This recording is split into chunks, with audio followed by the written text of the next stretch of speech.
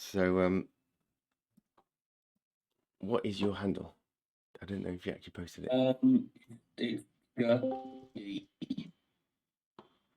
All lowercase. Paul. Hello, hello. Oh yeah.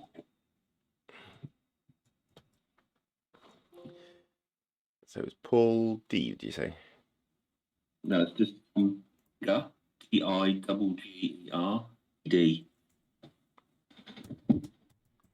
That, like that. Eigger. Yeah, and then DD with no gaps. Okay. Oh, not found. Have I spelt it wrong? I can't. You've got no screen up. Let me try that. That might help. That would help, wouldn't it?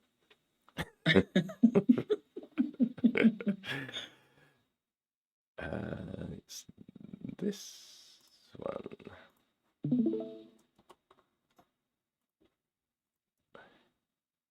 Oh, I've got a double G. That's it. No.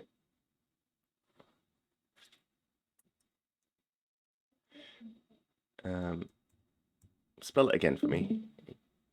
Delta, Indigo, Golf, Echo, Romeo, Delta, Delta. Your audio keeps breaking up.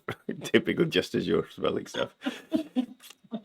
It's Delta. Yeah. Indigo. Yeah. Golf. Yeah. Golf. Echo. Romeo. Delta. DD. That's it. Diggerdd DD. Oh, sweet. There we go. Nice. That's cool. So, yeah, you can now quote that to people, and they can send you ADA, which is just what you want. Nice. So, but I can move that, I'm assuming, over to my Eternl wallet as well. Yeah. So you could move that. So you can import this wallet into Eternl or Nami or wherever you're using it, and you'll just be, because remember the blockchain's holding your tokens and your ADA. Your wallet is just showing you what's in that, so you can use Eternl or Nami onto the same area of the blockchain. If you had two different wallets, like one for investing, one for savings, one for spending on NFTs, then you can move that Diggerdd NFT between addresses, between wallets, and then sending to that handle will find the new wallet address. Awesome. So there we go, Diggerdd. Oh, it's got terms of use. Let's see what's in here.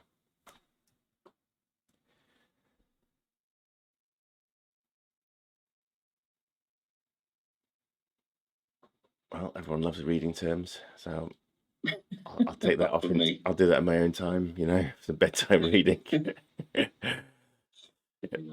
Interesting that it relates to a SIP proposal. Have a look at that. A SIP is a Cardano improvement proposal, and this is how upgrades to the way that the blockchain actually runs. Sorry, you were going to say something. Oh no, it's fine. So this is a SIP proposal written, I guess, by the ADA handle team to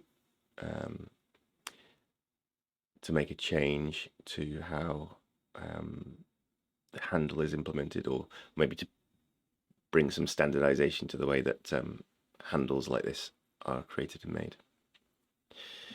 So Kator Z is a really clued up developer in the ecosystem. Nice to see him in there. I guess he may be in the ADA handle team, which I didn't realize before. The ADA handle most popular guy is Blade Conrad from Blade Pool. Good guy, committed to decentralization, and got a fully saturated pool, which is, I think he has, which is great. Good on him. Nice to have people in the market, in the ecosystem, who won't spin up new pools to make more money before they need to, which is what happens a lot and what upsets a lot of the small pool operators. Yeah. There we go. Very cool. And then you could also have a look at it in Cardanscan. I think they're supporting ADA handles too. Yeah, I'm pretty sure I saw it there. Yeah, there was a link to show me that it was set up there. Where did you see the link originally? When I actually was on the NFT itself. Oh, okay. It just put me straight to it. Right. From the wallet. Yes. But I think that's it down the bottom right hand side.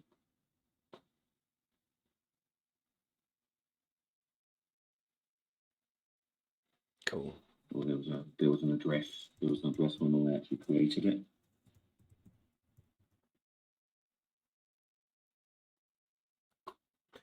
Yeah, and you've got your own payment page now as well, so you can just send people to handle.me/diggerdd, which rhymes quite nicely. Well done, Paul. They can send you ADA. Contributions greatly appreciated. Exactly. Tip Paul if you find him at all entertaining in this session. Hi, Robin. How you doing? Good, thanks. I'm trying to follow what you're doing. I came in late. We're fine. Paul just bought a handle, an ADA handle this week. So we've been exploring it. So it hasn't found it by handle directly on Cardanscan. So I wonder if they have a separate handle explorer.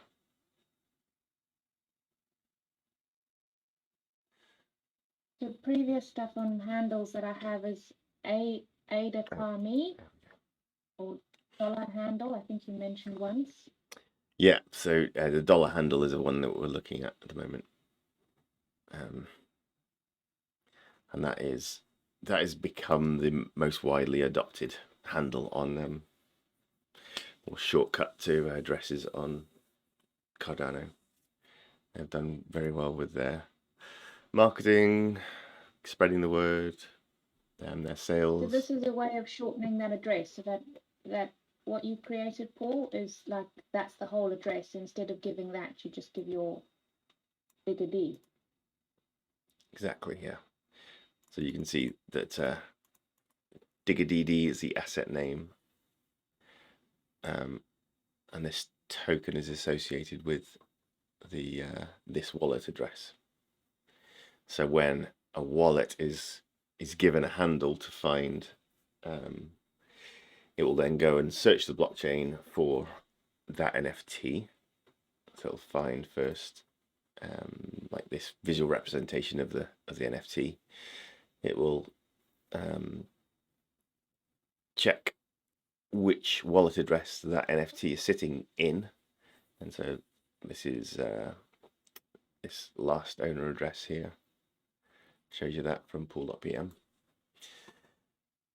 and so you can see what's within the wider wallet, and then also the NFT isn't tied to that wallet, so you can move the NFT between addresses, and the wallet, when you're sending to that handle again, will re-find that the parent address that the NFT is sitting within.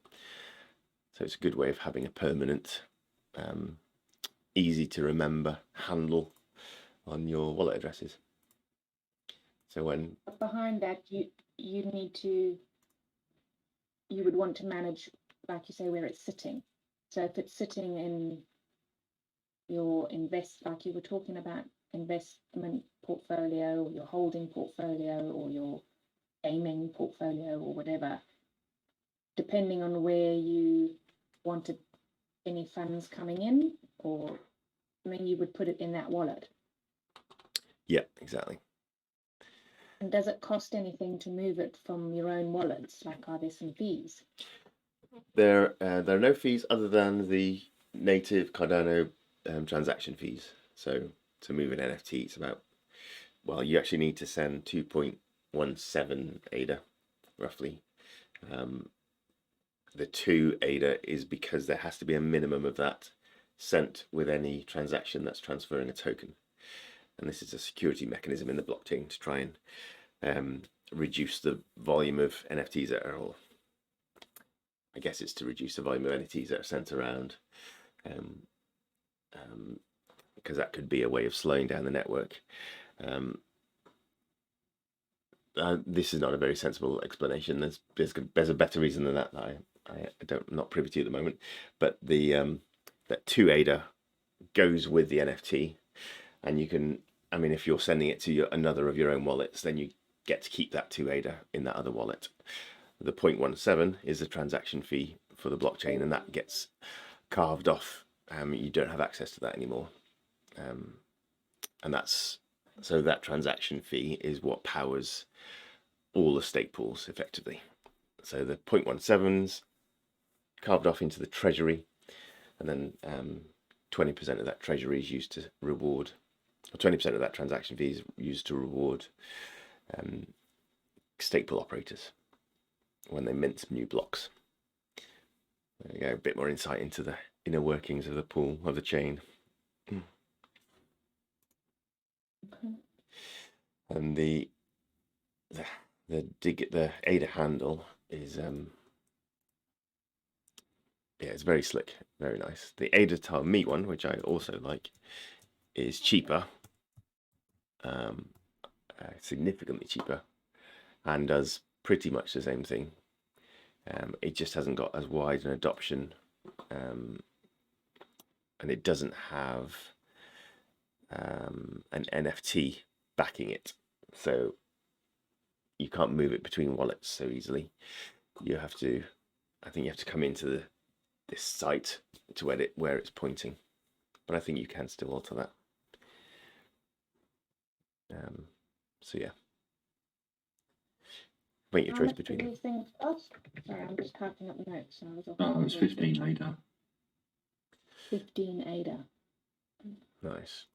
An ADA handle, I think you pay based on the length of the handle. So the longer the handle, the cheaper it is, I think.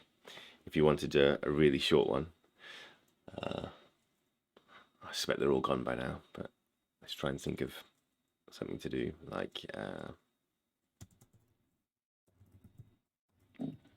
oops, can't spell your name. So you could go and grab that.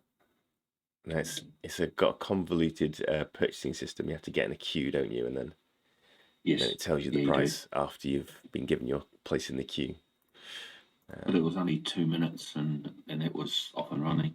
That's great. Really nice. Really quick. So they're built, a good system. And the blockchain's not busy at the moment because it's a bear market. No one's yeeting into liquidity farming. All our opportunities are basically, we pulled everything. It's just sitting in our wallets.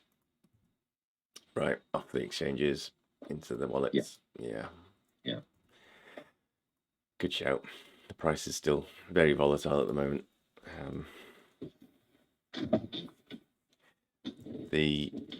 I have a question. Yeah, sure.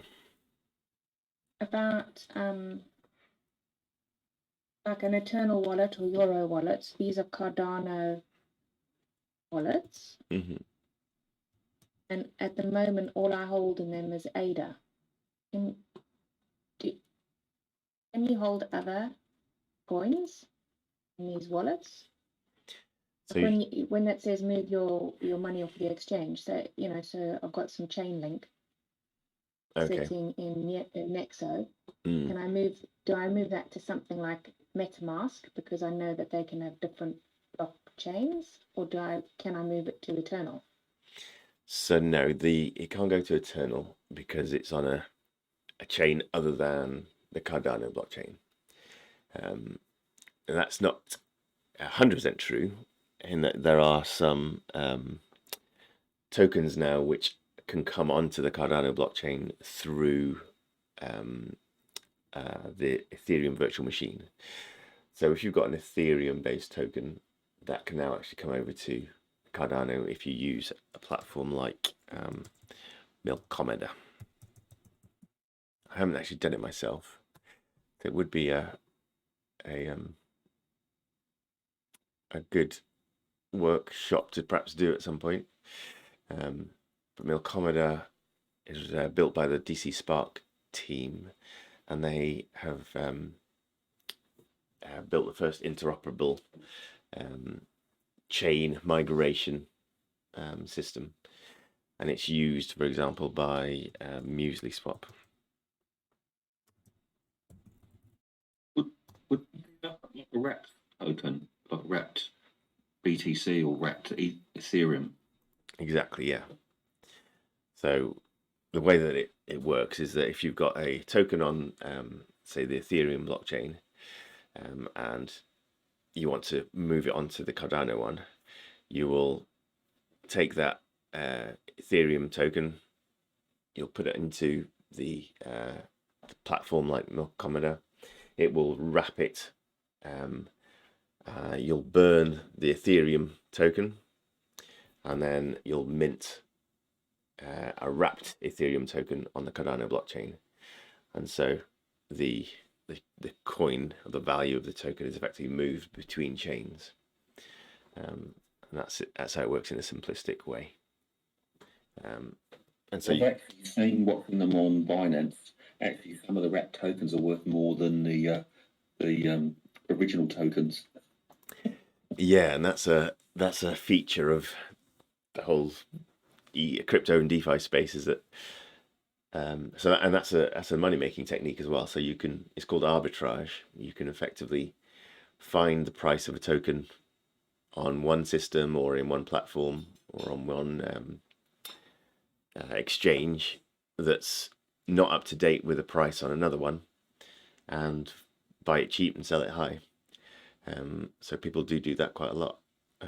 So yeah, if you see extreme price variance, then typically that's because it's got to go between chains, and there will be a significant fee if you're on the Ethereum blockchain typically.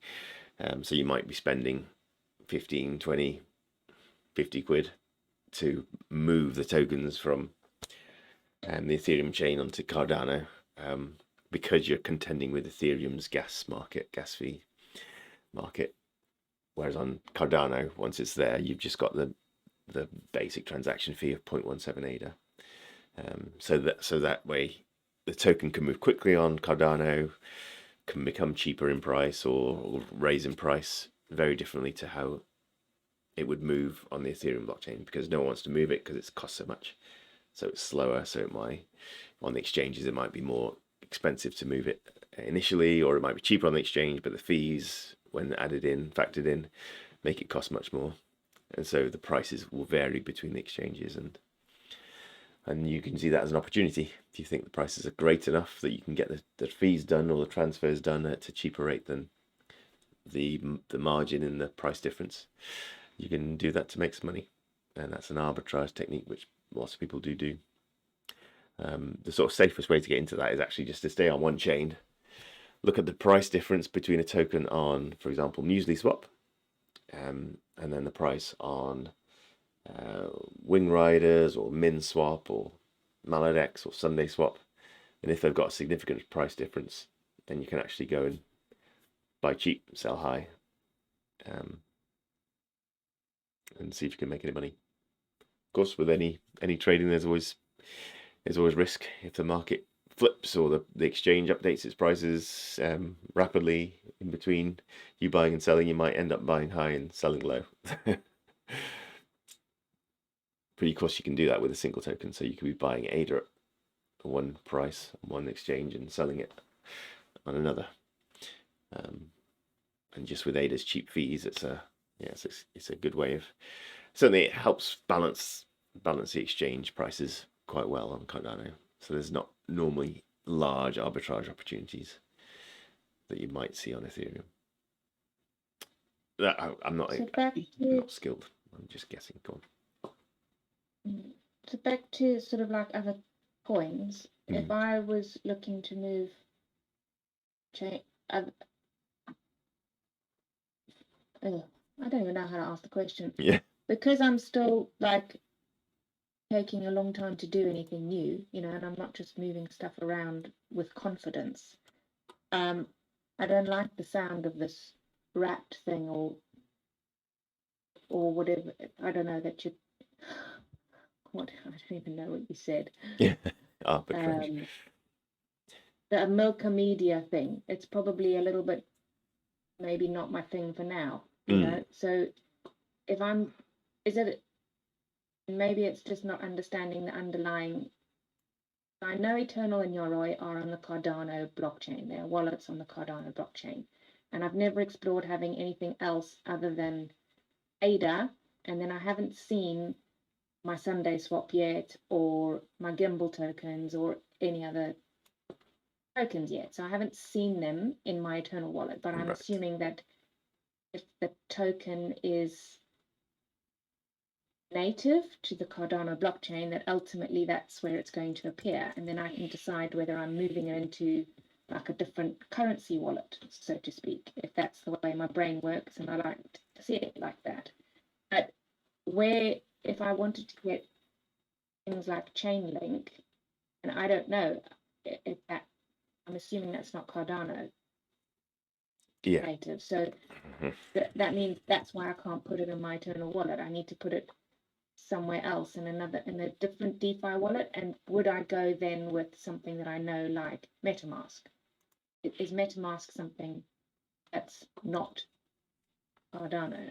Well, I don't know what. I know that MetaMask can have different blockchains. So what is MetaMask? Maybe that will help me understand why MetaMask can seem to be on Polygon or Ethereum or Harmony One blockchains. Yeah, so it is a cross-chain wallet, but only to a certain extent. So not all chains are in MetaMask yet. They have to have, as far as I understand it, some kind of Ethereum virtual machine. So at the moment, you can't put any of your Cardano tokens into a MetaMask wallet. That's not always going to be the case because we do have an Ethereum virtual machine in Cardano. So I think there's a proposal either in Fund 8 or 9, Catalyst proposal to actually build out MetaMask compatibility for Cardano. So then you could then hold your ADA in MetaMask. It's not possible just yet. With Chainlink, I'm not hugely familiar. I think it's an Ethereum compatible token, so that can sit in your MetaMask wallet. And any other chains that do have Ethereum virtual machines can have their tokens sitting in Ethereum in the MetaMask wallet as well. If you wanted a wallet that was holding almost all tokens from all chains, then you're not really getting it sitting in a DeFi wallet. You're really getting it sitting in a wallet that supports DeFi, if you can just see that difference. So like the Exodus wallet is very good, and it can, so in your Exodus wallet you can hold Bitcoin, and you can hold Ethereum, and you can hold Cardano. But the way that it's working is that it's just supporting multiple chains from its user interface. You're not actually holding them all on the same space. So swapping tokens within Exodus will only work with some pairs. So if you are holding your Cardano, your ADA compatible, or your Cardano compatible tokens in Exodus, I don't even know if you can do anything other than ADA, to be honest. So in your Eternl wallet, as you were talking about, you'll hold your Gimbals in there, and your Zyber tokens and your SundaySwap tokens. They can all sit in your Eternl wallet because that's all native tokens to the Cardano blockchain. Will they show out differently? Like if I've got one wallet in Eternl and I've called it like my Fluid 7 wallet, I have one called Fluid 7 and it's got my ADA in there. When I start getting my rewards and you show us how to get them, will that be in my Fluid 7 wallet, or will it sort of request me to generate a new wallet to hold the Gimbal and then another wallet to hold the Zyberbugs? No, so you can hold them all in the same wallet. So let me try and get a screen share up for this. So I'm interested in that continuation of seeing that, where that happens. But I suppose what I'm trying to find out as being new still with stuff like this is I don't really have much left on the exchange other than sort of some Nexo tokens and very small amounts of Bitcoin in Nexo, because you earn that when you do a referral, you know, and so there's a small amount sitting there. But I do have Chainlink, and with the current situation, people saying, you know, move it into your DeFi wallet. Based on what I know and I have, i.e. MetaMask, Yoroi, Eternl, is it MetaMask that I'm moving my Chainlink to, so that it's then off exchanges and off centralized? Yes, yes. So you're moving from a centralized exchange, which has access to lots of different tokens, or like Nexo, Celsius, Binance, Kraken. All these guys are different centralized platforms, and you move that into a DeFi wallet like MetaMask, where it's actually sitting. You're in charge of the keys that control access to it. So, for example, in Binance, you register, you create an account, you do your KYC, show your passport, all that, but you're never given the keys to the wallet. So you're given access to it, you're given login credentials, but when it comes to spending the tokens in there, you don't hold the keys to it. So you're actually the custodian of those tokens is always Binance. And so in the case of Celsius, they are the custodian of the tokens that you're holding on the Celsius network. Celsius network, I guess it's called, yeah. So when you are moving it from them as a private entity to your own custody, that's when you're entering the DeFi space. And so you're then holding it in a wallet that you control the keys for. So this is when you're starting to mess around with seed phrases and spending passwords, and so like the seed phrase is a way to store a two-part security method in a single word, in a single phrase. So it's a convenience in the DeFi space. It's not the safest way to hold your keys, but yeah, to work with the actual cryptographic keys, which is what we're talking about when I say keys. That's another layer of complexity that you're kind of insulated from when you're dealing with seed phrases. Seed phrases are great, very handy, and you just have these nice English words broken down into 15, 24 word phrases that you've kind of got a better chance of not making typos and mistakes in. Seed phrases in different languages, actually. Yeah, I don't know. I just thought that myself as I said it. Quite possibly. Bit interesting. Quite possibly not as well. Frankly, most of tech is very English centric. Yes, just for cross-country, cross-border compatibility. But anyway, so quickly, so this is Eternl wallet on my I'm sharing it. Let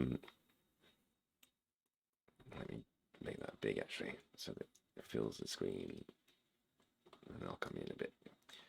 It's too far.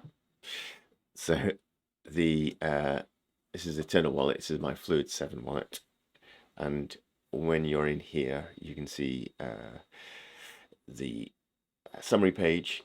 Then also next to it, you've got this token list. And so in the token list, you can explore between your FTs and your NFTs, your fungible tokens and your non-fungible tokens. So this is just showing my single NFT that's in this wallet, which is an ADA handle for Fluid 7. And I don't actually have any fungible tokens in this wallet, so that's not too useful. if I have a look at this one,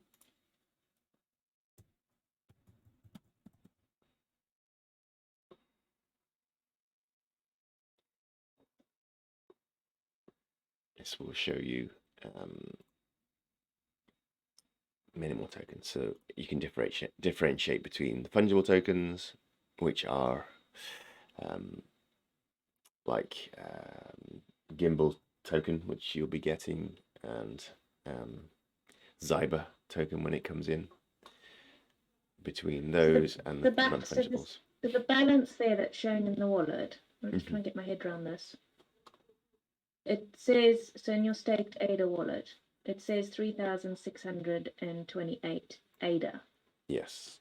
That is the equivalent of ADA plus Gimbal plus NFT value or whatever that's down there in the wallet? No, that's just the balance of ADA in that wallet. Because we're dealing with the Cardano blockchain, ADA is the primary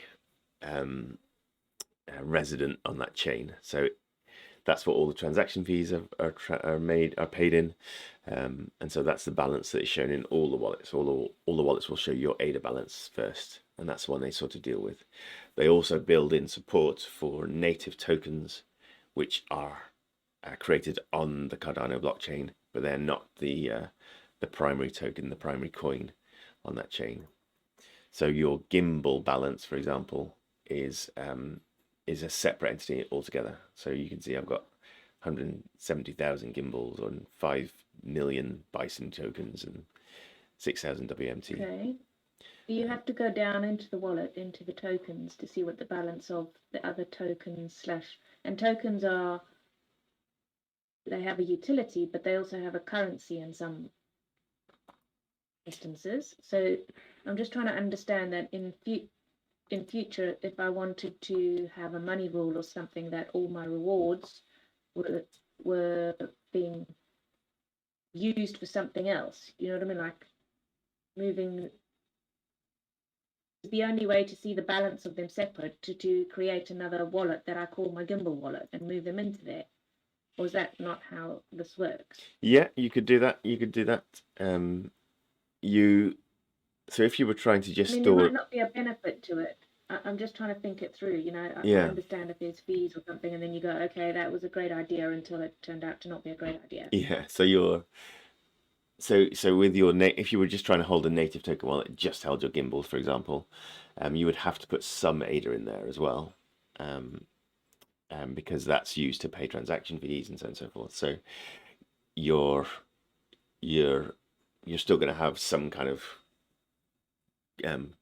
conflation of your balances. Am I wrong to sort of see it as if, like old school way, you know, if I had these little purses at home and then I'm going traveling and I go to Spain, and so now I need to take my Euro purse. So I've got that Euro purse, you know, and I grab that one and leave the pound one behind. That's kind of how I'm trying to classify or see. Is that wrong? It's not wrong, no. So just like you could end up with some francs in your old purse, euro, before the euro, so you could end up with francs and some lira in that wallet, just because you made a mistake or something. Then it's possible to have any number of tokens in a single wallet.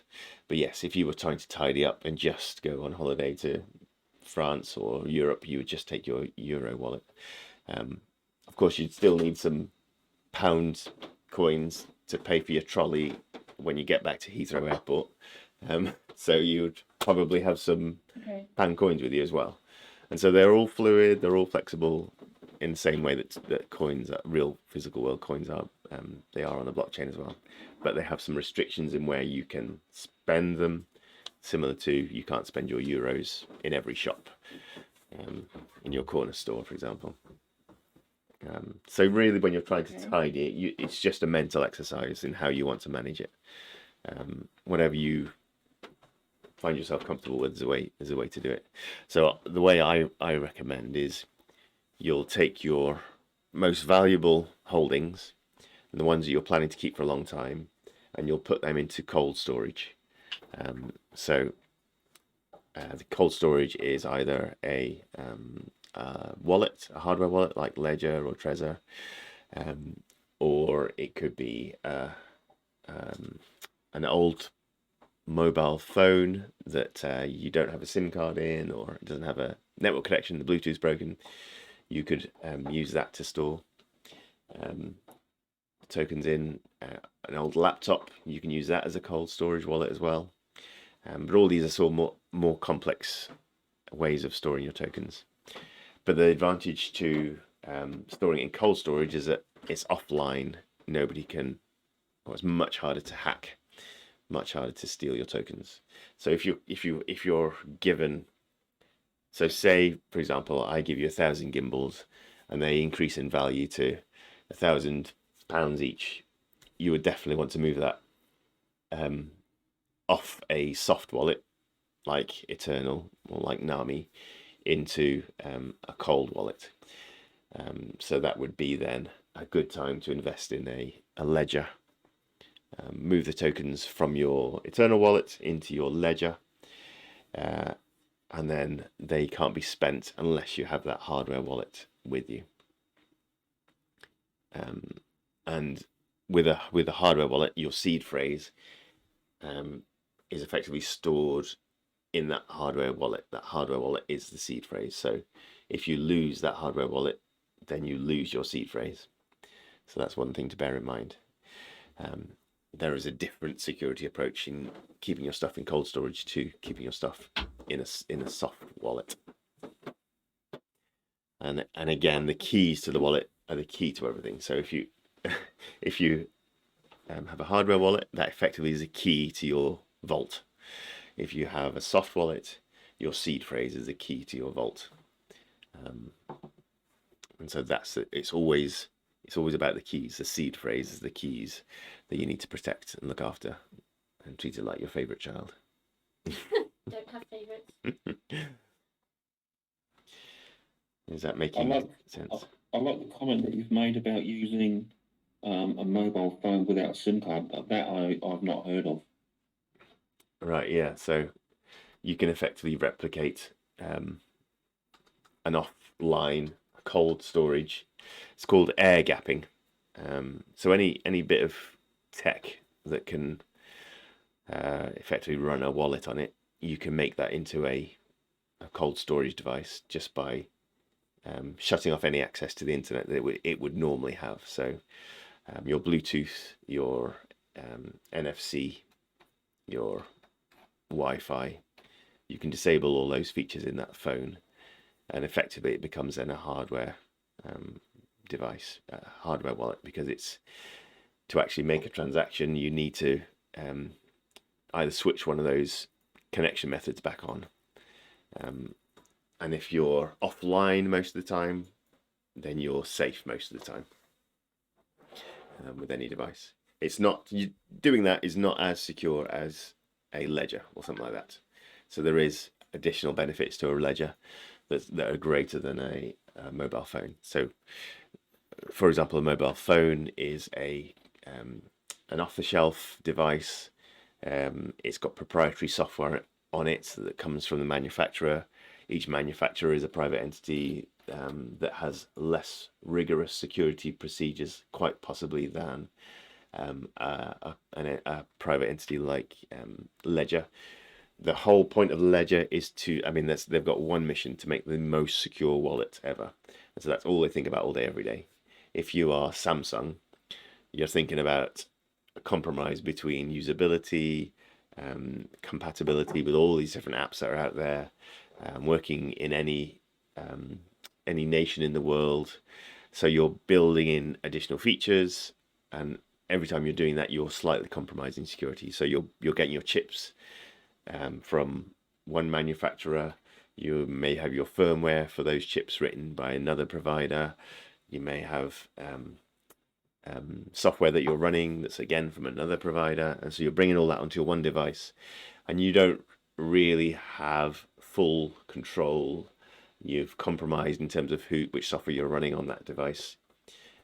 And so if there was a single malicious actor who wrote firmware for the telecoms chip or the Bluetooth chip in your device, that is possible. And so that's a way that that bad operator could infect the commodity mobile phone market in a way that would make your mobile off air-gapped device less secure than a ledger, because ledger will have vetted every chip they've got in their device. They'll have probably written all the software, written all the firmware. They fully control that process as far as they can, and so it's a much more secure device. It's written as security is first as its principle, whereas a mobile phone is written for usability first. And so you're weighing things up. But really, the benefit of having an air-gapped device is that it's offline, so you can't be hacked remotely. Far less likely to be. So yeah, it's a good technique. It's more secure than running a soft wallet. And so we could look at that as well. But it's a good promise. Thank you.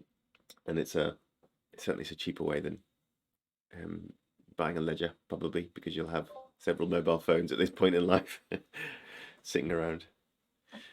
I keep meaning to look at ledger. I have actually bought, just looking for them now, and not used them. They're still sealed, and I've put them somewhere safe enough that I can't find them now. Oh no. I keep meaning to. I bought them like a multi-pack because I thought, oh, good idea to have, like, when I get into business related crypto, I'd have one for personal, one for business. Yeah. But I don't have any, because it's something else to learn. It hasn't galvanized me to learn it, to use the ledger now, because I don't really feel I have a lot of assets. Obviously, I wouldn't want to lose anything, but I'm not I'm not heavily invested in crypto. So it hasn't galvanized me to do cold storage yet. But and it's something one that of those things where I think I'm almost getting a mental block about, because it's something new to learn. So you just put it off and you put it off and you put it off. And what I'm hopeful for is that when you actually look at it, it's going to be like, oh, that's quite easy now that I've been sort of 6 to 8 months in the crypto world and know what the vocabulary is. Essentially, with a hardware wallet, all you have to do is anytime you want to spend your holdings, you have to have your hardware wallet, plug it into your computer, and then that will let you spend it. So that's that in its essence. That's as fearful of it as you need to be. What I would do is create a money rule about how much crypto you're going to feel you don't mind losing it. It won't destroy you. Write a threshold. Say, okay, if I hit £5,000 or £10,000 of crypto, anything above that has to go into cold storage. Just make that one of your rules, and then force yourself when you hit that threshold. Okay, now I'm going to find where on earth I put those hardware wallets, and I'm going to learn how to use it and get the money get anything onto there above that threshold, and that'll be a good one to stick to then, because it will just creep up and crap, especially in a bull market. What you're holding now could end up being worth 5 times as much in the space of a month, and suddenly then you're like, oh, my £2,000 is suddenly turning to 10. I actually put our corporation tax ring fence money that I put away on Nexo for a while, and then when all of this volatility happened, I thought, I will feel that pain if Nexo did a Celsius. And so I removed it, and the burn, so to speak, is that it's earning nothing in the fiat thing, and it was a great idea to think that this ring-fenced corporation tax balance could have earned the company some good interest, basically. Because I didn't convert it into crypto yet, because I've decided from a business point of view, until I'm more familiar with crypto, that I'm not going to exchange it into another coin. I just left it as a stable coin, like the GBBX thing,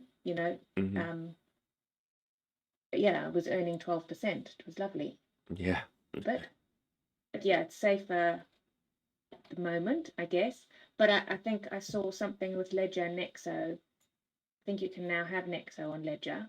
I think I saw vaguely. I needed to look through that. And then I thought, okay, does that then change the game? Because if I had had Ledger working for the business purposes, would I have then, and how does that work actually with something like Celsius or Nexo? So if Nexo is on the ledger, is that and it's backed up or stored rather on your ledger, what is that? Is that like still yours then? So you are more in control? Maybe I saw that wrong with the Nexo ledger thing, because it kind of didn't make sense to me in that Nexo is a centralized exchange. Yeah, I don't know the answer to that. Yeah. I can do some research. Let's have a look. So this is See there, saying it says Nexo, share your... you can secure your Nexo assets with a trusted hardware wallet. So in the example of Celsius being a similar type platform to Nexo, obviously Nexo have their own unique selling points that they are advertising now to say that we're not like Celsius, we're like this, we have this insurance in place, we have this collateral or liquidity or whatever. Is this just another, potentially another thing that has like a safety mechanism where customers can feel safer thinking, well, I've got it on Nexo, but it's also on my cold storage, so I'm still in control in a way, maybe, I don't know. But yeah, I don't know. I'm still not sure seeing this page. So my questions are, does Nexo actually run its own blockchain? In which case it will be a centralized chain that they control, a bit like crypto.com and their chain, or Binance and their chain. And so you're at risk of Nexo disappearing and then the chain disappearing as well. So in other words, you'd need to understand the relationship between Ledger and Nexo, right? To think that not the even example that you're so much. saying there, pardon? Not even that so much, because so a hardware wallet in this instance is just a way of securing your interaction with whatever system you're interacting with. So you can securely interact with the Cardano blockchain with a Ledger wallet now.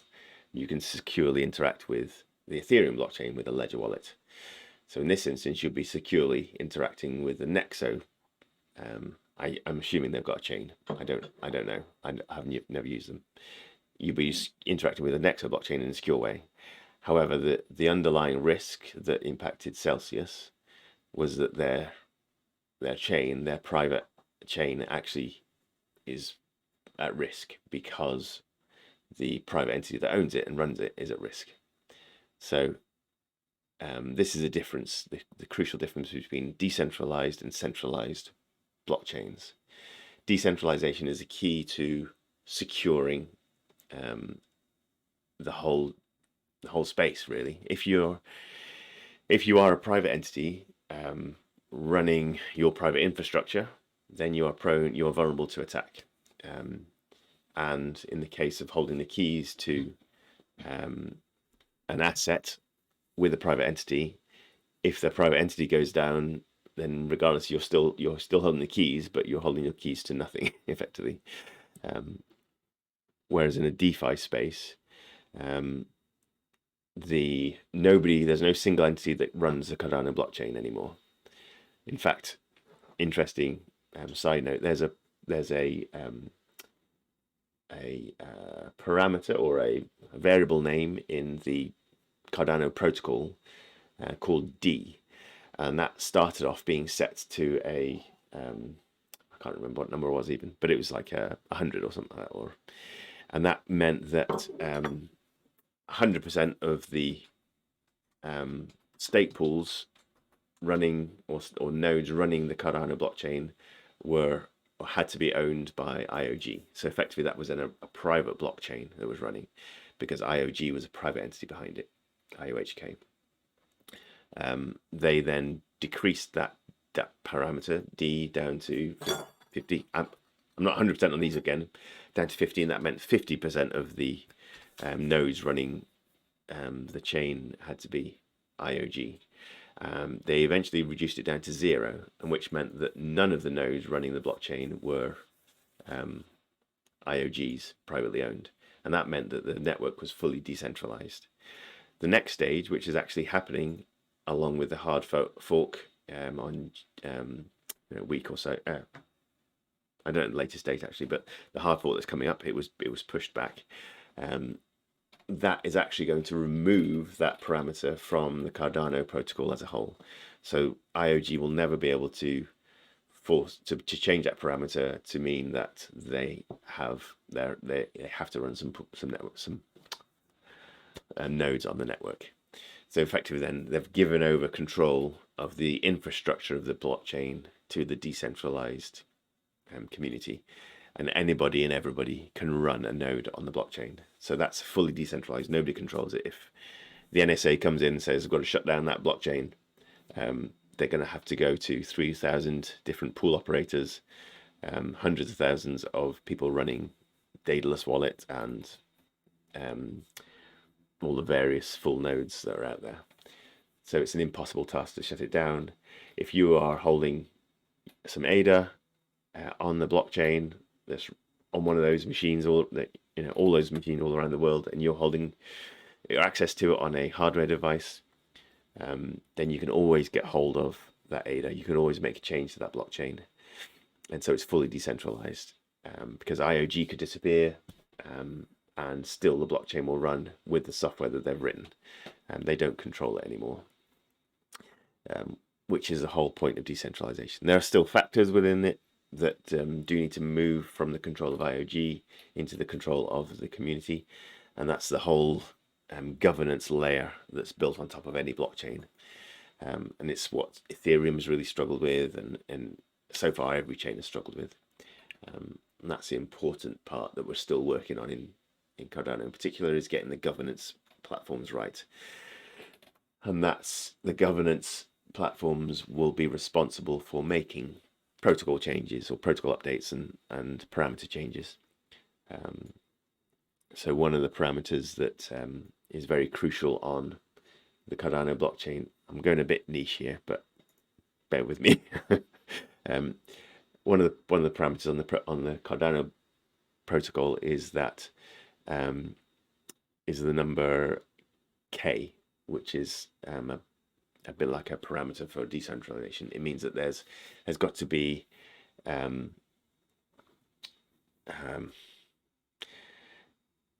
may just be too nerdy for this audience. So, is anybody interested? Too technical on that one. Yeah. Okay, I'm gonna wind it back. I'm sorry. I realize that Choose the ledger. It was getting really technical there, and I was like, "What?" Yeah, I'm sorry. You do feel free to tell me to shut up at any point in any of these sessions, by the way, because I do go off on one. Just keep the seed phrase and plug the ledger in and use it. Yeah, there we go. Anytime you want to spend it, plug your ledger in. Job done. Do you use a ledger, Paul? No, we don't. We don't have one yet. We just got on Eternl and Nami wallets because we've not got big investments. Yeah, I found my ledgers. They were in the corner of my desk behind my paperwork. Yay! Well done. I mean, they're still sealed in the box, but No, use them. Get them out. Use them. Even if you're only putting away $5, at least you know for the next time you know how to use it. well, that's what I thought. I thought because all of these little learnings that you're doing, they're all based on little amounts where, like you say, well, like I've said, if I lost it, I would cry, because if I lost £100 worth, I would still cry. Yeah. Something, and it was like £40 or £50 if people did it. And of course, I was using Top Cashback for Christmas shopping, so I could reach, you had to reach the threshold within a certain period of time. That's why it was so big. So I referred my husband and I referred my daughter, and then I went into their accounts because my husband doesn't know anything about these things. and I used his top cashback account to buy Christmas presents to get the new customer rates, cashback rates, you know, the higher rates than I would have got, so that he could earn his £10, so that we both got the £50 bonus. And then I stopped using his account and started using Holly's account, and did the same thing because I knew I had this big spend. You know, I wouldn't have done it. That's why I say I don't do it throughout the year, because I don't look for opportunities to spend money. At Christmas time, I was already planning to spend. Yeah. So I could meet all the spending thresholds. Yeah. There's lots of different ways to make money in life that you just don't think about. It's only little bits. You know, it's not going to make you a multimillionaire, but it certainly makes the difference to me for the Christmas. I use it for my money rule for that is to use any cash back for Christmas. Okay. So I usually look at opportunities to convert it into a Waterstone voucher or an Amazon voucher, or even Tesco or Sainsbury's to pay for the Christmas meal, you know, because you get a bonus. You get 4% more if you turn it into a gift card, etc. But I use it for Christmas, and it makes the difference between, like, one year whether I bought the Nintendo Switch for the kids or not. You know, that's just, that to me, that's a luxury item. I would never have considered even buying it with normal budget money kind of thing, because I had free money in my top cashback and I'd done all my other Christmas shopping under budget. I was like, oh, I could really treat them, and basically it's free because I'm using cashback money. It didn't cost me anything. And so the kids got a Nintendo Switch and totally blew their minds that their mother would buy them such a thing. Yeah. Did I see that just changing the subject. Did I see that there was more invested in the Fluid 7 pool? Pool PM? Yeah, it's not the highest we've ever been. I think we got up to 150 at one point, but we are at 137,257 at the moment, which is really good. And more good news, this week we minted another block. So we're now up to 5 blocks, which is very cool. Oh. So your rewards will come in for those in 3 days' time now, which is great. That's really good. It We're getting is. the blocks more frequently. We are. I mean, there was only two epochs or something since the last one, so we're being very lucky, and it is luck. I mean it in a genuine sense, because it's a luck factor is built into the protocol. So we are being lucky. There's a randomness to it that means that something is smiling down on us and giving us more blocks than we are due, which is great. So in terms of our... So could it be Karen times in months to come? Yeah. So I think statistically we're supposed to mint with this level of stake, we're supposed to mint every 10 epochs, something like that. So about every 2 months we're supposed to mint. So to get one in 2 weeks, 2 in 2 weeks is huge. And overall we're doing well. We're getting a better return on investment than was expected at this point, so it's great. And with the plans I've got for growth, or for leveraging some funds, we should be doing well. So I've got 2 techniques which I will share now. Let me find my screen. I want that one. So yeah, we've got 137 in the pool at the moment. My first plan is, for the last few months I've been in a rotating delegation for the Small Pool Alliance, Extra Small Pool Alliance, XSPO. And the rotating delegation is a way for everybody in the alliance who wants to participate can put some of their ADA holdings into a rotation cycle.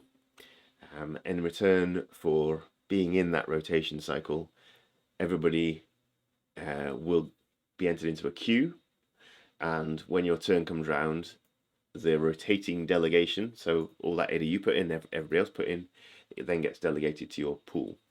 So in a few weeks' time, sorry, not a few weeks, in a couple of months, I think it is, we'll be getting the rotating delegation from this extra small pool alliance, and we'll be getting that for 4 epochs in a row.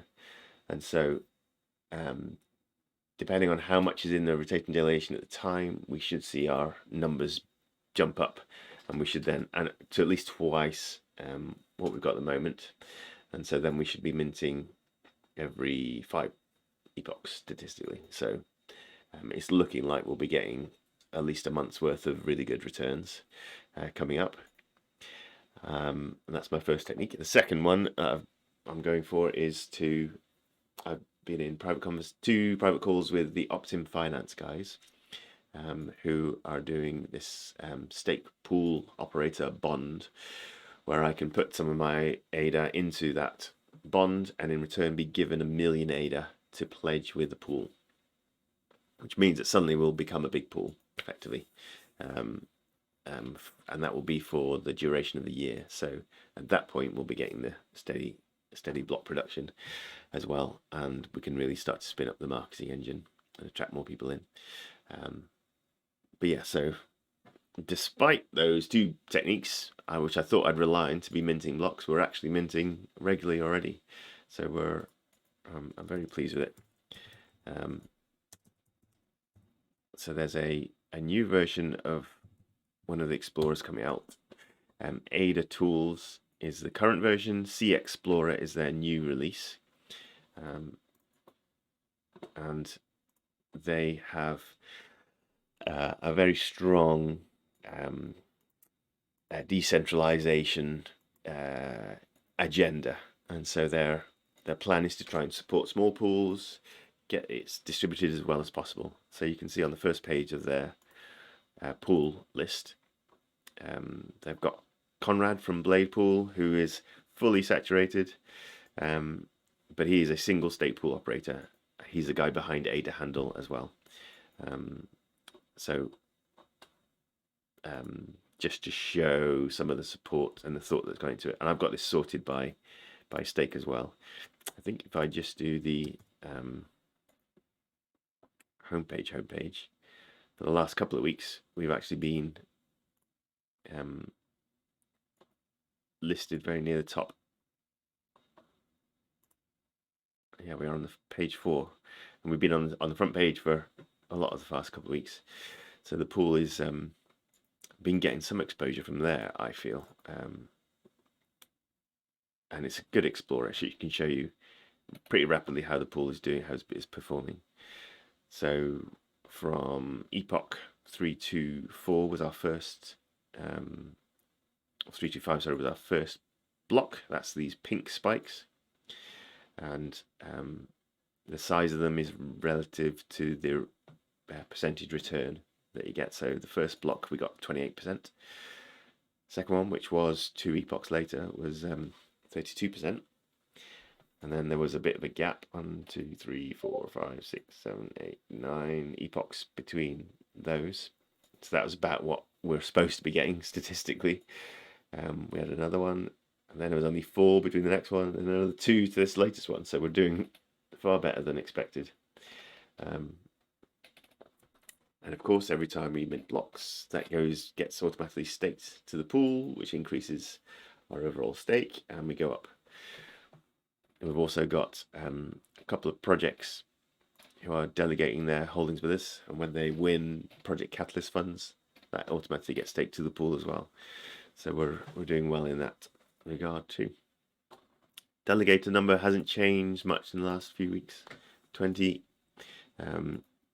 So our Zyber ISPO hasn't brought more people, but it's still earning us the rewards while we're here. So I'm very happy with Zyber bugs too. And the registrations as in our stakers only hasn't gone up at all. So I'm still touting that. So if you have anybody that holds ADA and you want to get them in on early Gimbal rewards, then give them a shout. And as soon as we hit that 10 people registered, I'm going to release the Gimbal tokens, and they'll be a good chunk for the first 10 people registered. So any delegates to the pool already who haven't registered on Discord, hassle me, make sure you find out how it's done, or find out from Paul and Robin and Archie and Jaya, who've all registered already. I've talked to one of the guys at our work. He's Maria. very much into Cardano, so you may well see him pop on. Okay, great. Yeah, we'll get him registered with Hazelnet Bot as quick as you can. Yep. And Yep. he'll be up for the early rewards. So, secret tip: spread the news. I'm going to shout it out this week a little bit wider in the Discord group, so people hear and know about it. Yeah, it'd be good to do it into maybe even jump onto IAW and jump into one of their sessions. I will. I'm holding off doing a big promo so it doesn't get swamped. So I'm trying to get some of the people who are delegating already faithfully, but haven't caught on to the fact that there's extra pool rewards for early adopters. See if we can get them on there first, and then I'll start broadcasting it just so that we get more people delegating overall. But yeah, there's some promotional plans coming up as well. So it's good. I'm excited. Awesome. Any more questions? We've got another 5 minutes, I think, before we wrap up. We did start touching on the markets this last week or so because Luca's not had his crypto hour. Yeah, that would be. So there was a couple of significant things. So it was more than a week ago now. Actually, Charles Hoskinson was on a Senate hearing or committee for the CFTC, which is one of the bodies in the States that are used to regulate cryptocurrencies. At the moment, people are kind of concluding that Bitcoin should be regulated by the CFTC rather than by the SEC. The SEC are aggressive, they hate crypto, they're in the pockets of Wall Street. The CFTC, I'm sure I'm saying that right, are not. They're not in the pockets of Wall Street. So we want them regulating us as an industry rather than the SEC. The SEC is very anti-crypto, very pro-Wall Street. And so really for crypto adoption and innovation to flourish, it needs to be under the jurisdiction of the CFTC. And that is what that hearing was all about. It was an extremely pro-crypto hearing. And pretty much everybody on there, whether they were senators or guests, delegates from the industry, they were pro-crypto all in all, and everybody was singing from the same hymn sheet basically about, yes, we want regulation by the CFTC, they're capable of it, they'll be good guys to have on board. And nobody dissed the SEC, but it was an undercurrent. So that was very positive crypto news. Another move is that Gary Gensler from the SEC, he pretty much confirmed in his mind that Bitcoin should be regulated by the CFTC rather than by SEC. So now we've had it from the head of the anti-crypto regulated body that they are not expecting to be able to regulate Bitcoin. And Bitcoin as the sort of the gold standard of crypto at the moment. That means that in all likelihood, we are going to see it become regulated by the CFTC, which is very positive because then once Bitcoin's under their jurisdiction, anything else that can be classed as a commodity rather than as a security will come under CFTC's jurisdiction rather than under the SEC. And so if we can get one crypto under there, we're onto a winner. And then hopefully that will open the gates where we can get the other decent parts of crypto that are operating as commodities rather than securities under their jurisdiction too. And Cardano has a good chance of being there, particularly as Charles Hoskinson, the founder of Cardano, has kind of become the mouthpiece for the crypto industry in regards to the Senate hearings. So he obviously will be a good contender for getting Cardano classified as a commodity rather than a security. And once that happens in the States, hopefully that will spread as an attitude around the world for how to regulate crypto. And the sort of the regulator is important for adoption as a safe investment vehicle for the everyday holder. So at the moment, we're early in. We're the ones who are risking our holdings to a far greater degree than the people coming after us will do. As you know, though, greater risk means greater reward if it does all pay off. So we're in at a good time. And the attitude seems to be very positive, that we're, despite the bear market, there's still a lot of money being held by big corporates and by large investment groups in crypto. It's not all jump ship, and so the bear market will turn around, it'll become a bull market again, and our holdings will go up in value again, and regulation will be on our side as opposed to trying to kill us, which it has been to date, purely being anti-crypto. So yeah, hopefully the tides are turning. Cardano is being accepted as a force for good in the crypto industry by the other chains. They're far less anti-Cardano now. The noise has died down a lot because of the recent catastrophes in Luna and Terra and Celsius. Cardano's approach of slow and steady, build slowly, don't promise huge rewards, high yield returns, interact with the regulators, don't try and avoid them or evade them. That's Cardano's approach, and the other chains now are starting to take note and starting to say, yeah, that probably is a safer approach to making sure that trillions of dollars of value of crypto is not wiped out in the space of a month, as we've seen in the last 6 months. So yeah, we're on a good place, good time to invest, good time to try all these things, in my opinion, not my advice. So yeah, things are positive at the moment, which is great. And it's particularly great because we're in the bottom of the bear market. Prices are falling still, and if the news can be drip feeding out positive in that sort of market, then yeah, it bodes well for the future. Building is still happening at a huge rate across Cardano. There are really promising projects coming along. Light Optim Finance and their liquidity bonds. And yeah, Fund 9 for Project Catalyst is just closed for new proposals. So Fluid 7 has one proposal that's exclusive VRs and 4 more that are shared proposals with Catalyst Swarm and with Trellis, who are a new player in the ecosystem. They're the guys in Zimbabwe, Robin, I want to share a bit more with you about. I'll get them onto one of these calls actually soon, hopefully, and they can start to share a bit more themselves. Yeah. What did you say? Trellis? Trellis, they're called, yes. And actually, they have been to their site. Oh no, their site was still in underworks, so it didn't have anything. It was just a holding page. But yes, if I send you to my link tree, then you can see all the proposals that we've got in. You can go and read them.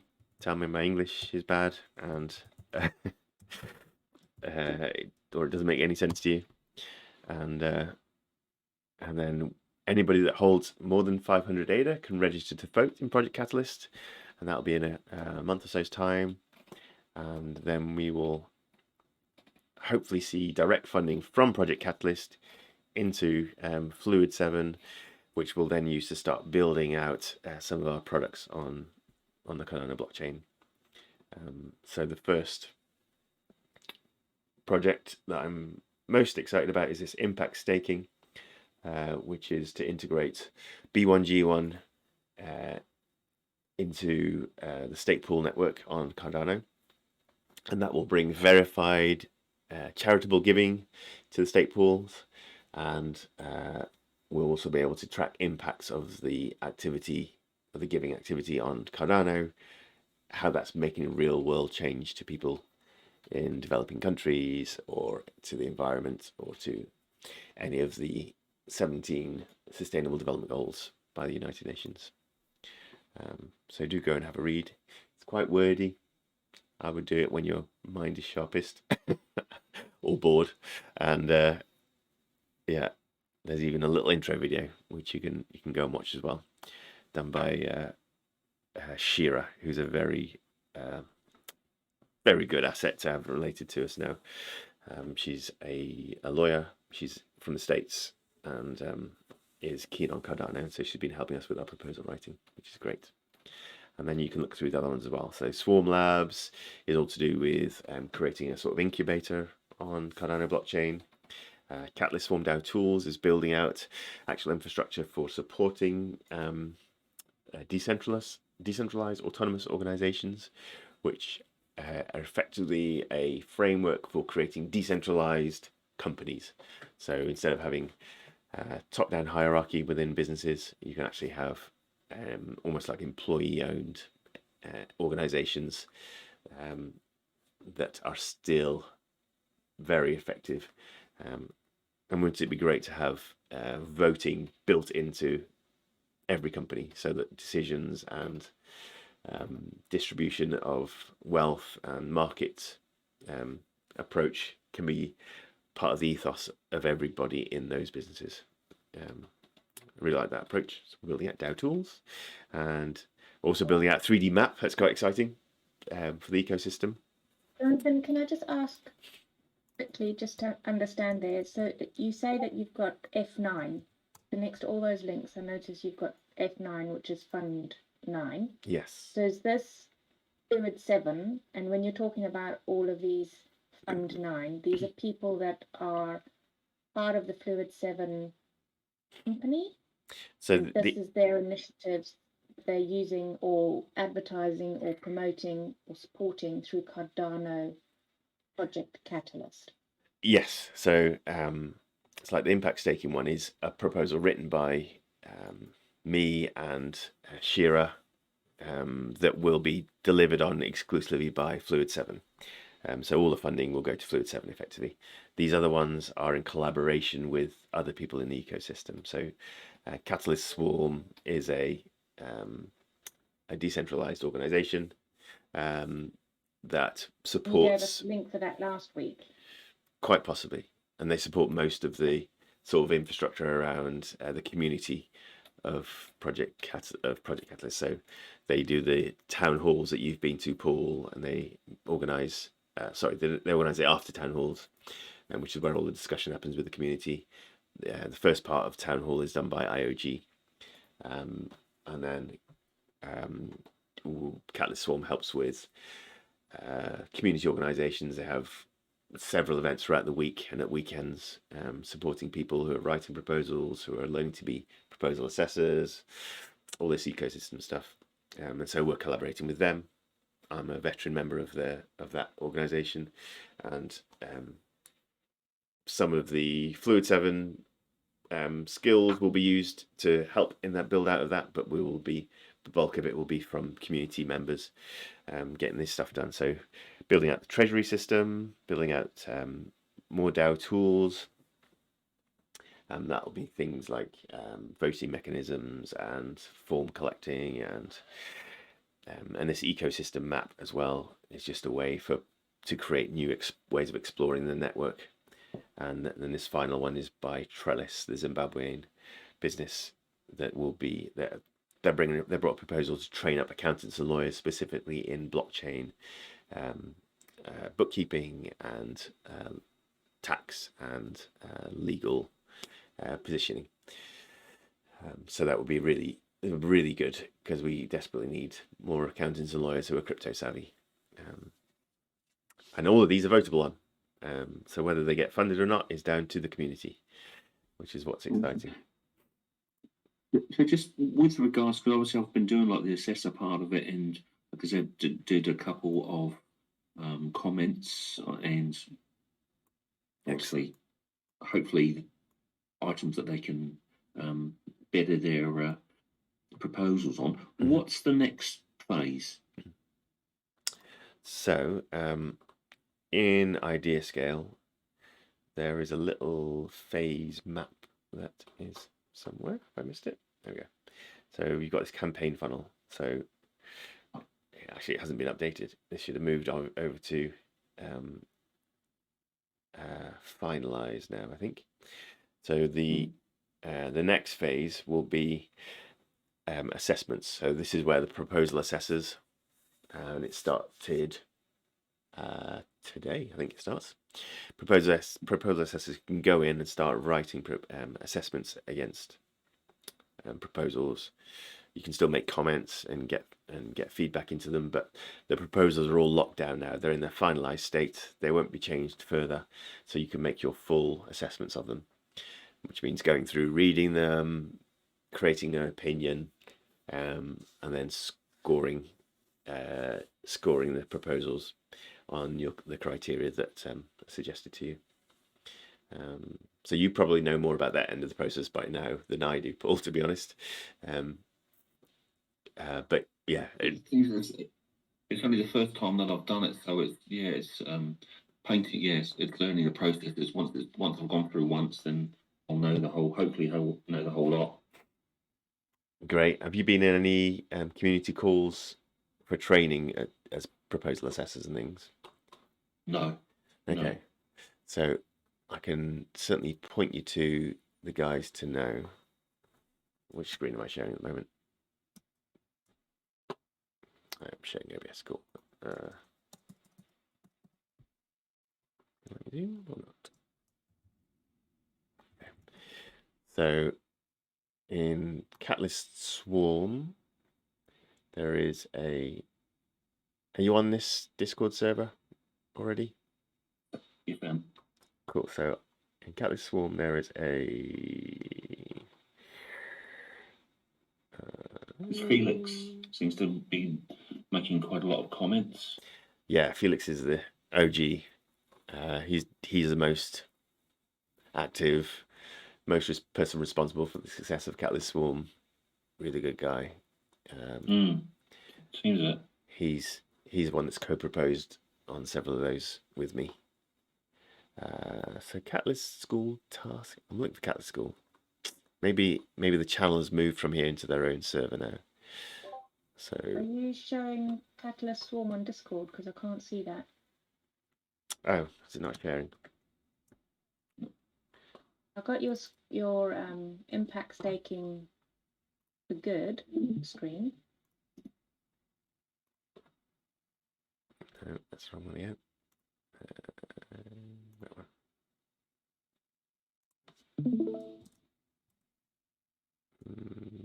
Seeing it now?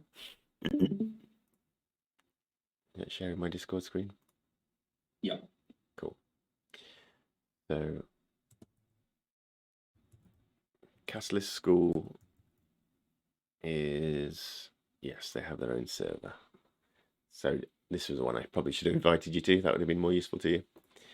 So let me drop that invite into the Hangout. Actually, we've got our call chat now as well, don't we? So let me go to too many servers.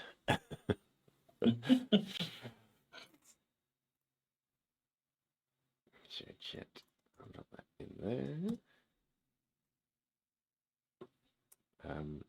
So in the voice channel chat, you can grab that link now, Paul, and that will Awesome. get into Catalyst School. Victor is a guy who's very active on here, and he's a really good guy. Very calm, very measured, very intelligent. Yeah, rate Victor very highly. So he served on Catalyst Circle 1.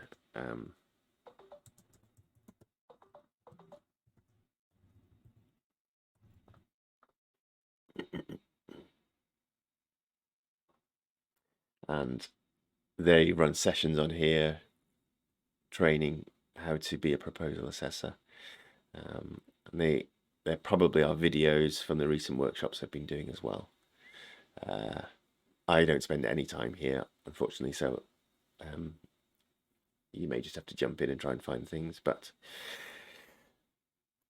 this is the link to the last workshop they did. Watch it later Yeah, on I'll go have a YouTube. look, see. There we go. So they've got a link tree for the Catalyst school. See this link here. So grab that one, and that'll hopefully take you through to their latest and greatest work. Awesome. Thank you. Pleasure. Thank you for assessing. And I'd say there's I've read some really great projects. One was with regards to Guyanan ladies, saying about 60s, I think it was 67 or 65%, have a lack of schooling, and only 5% of women are actually classed as wealthy within their society. So obviously they're looking to further progress training and opening up the crypto markets for them. So yeah, that was quite an interesting project. was that under the Grow Africa challenge? Yes. Yeah, that's the only place I'd look. I wouldn't go anywhere else. Right, cool. Yeah, it's good to specialize. It's your area of expertise and make use of it. Yeah, I hopefully gave them some good comments, and which they gracefully took on board. So yeah. Next, excellent. So that was before the proposals had been locked down as well. So hopefully, Yeah. adjust it through. I proposed on 5 different assessments and projects. Really good. Nice. Yeah, I'm really glad there's a Grow Africa challenge, because it disappeared for a while. But it's an important thing, and it's most easily provably impact based rather than just selfish financial growth of the North, which is great to see. So glad they're represented. Good. Okay. So yeah, jump in. Feel free to have a look at my proposals. And, only the accountants and lawyers ones are in the Africa Challenge, but I'd really appreciate you having a look at that. Definitely. They're good guys, and yeah, I will be. I'm already working with them on something outside of Catalyst, so then the funding for Catalyst isn't actually going to me at all, but I am there as sort of consultant, help them in the Catalyst process, and Fluid 7 is listed as a co-proposer to get them a bit more exposure. Awesome. Yeah. Good. All right. Yeah. Thank you for your time, as always. Real pleasure. My pleasure too. Yes. Always good to talk. Thank you. Like my Crypto Fridays. Yeah. Becoming a routine of things. Yeah. I know I woke up early for Lucas Crypto Hour because it's so embedded in my brain now, but shame it wasn't on. But yeah, good to do this still anyway. Good, and I'll see you all next week. We're back again. Yes. Does this continue? And do you know, last year with the Crypto Hour, because I wasn't in it, does this continue throughout summer holidays? I know that it's different in New Zealand or something, but in the UK. Yeah, I certainly will be for quite a big chunk of it, because school holidays are very long here. But yeah, I'll have some weeks off surely. I know I will. But yeah, Luca, I think, follows the same sort of approach as well. If he's working, then he'll be doing these sessions. If he's on holiday, he won't. That's the thing. The kids are off, but not the adults, right? Yeah, exactly. Yeah. Unfortunately, until my crypto holdings send it through the moon and I can retire, I'll keep working. We'll be in Australia next week, so unfortunately we won't be linking in. We're going to do the IOW meetup. No, nice, excellent. The base camp. Yes. Yeah, so we fly out Thursday morning, and we come back Monday morning. Wow. Are flights expensive between New Zealand and Australia? £600 return Okay. Mm. each. It's crazy. That's not like popping over to Spain for us, is it? It's quite a Well, chunk. it's a little bit more. If we were flying to maybe the middle part of Spain, that's the distance. It's only like 300 or 400 miles per se. Mm. It's nothing. So, the charge is just because there's Jonathan, so are you few going- flights? Mm. Mm. Are you going to that thing that Luca's going to on Monday, Tuesday? I don't think. Whale. Yeah. No, I don't think I'm going to make it. Yeah. I'm not. No. Okay. Right. Yeah, I've got too much going on at the moment, and Yeah. it was one extra thing. And I've been to London more times than I'm comfortable with in the last couple of months. So. Yeah. And you've had your injections. Yeah, my London injections. Yeah, they should have. I do have to shower every time I come back from there. So. Yeah. It's funny, isn't it? Yeah, brilliant. All right, cracking. Thanks. Pleasure as Cheers. always. Take care. See you soon. Thanks. Bye bye. Have a good weekend. Bye. Bye.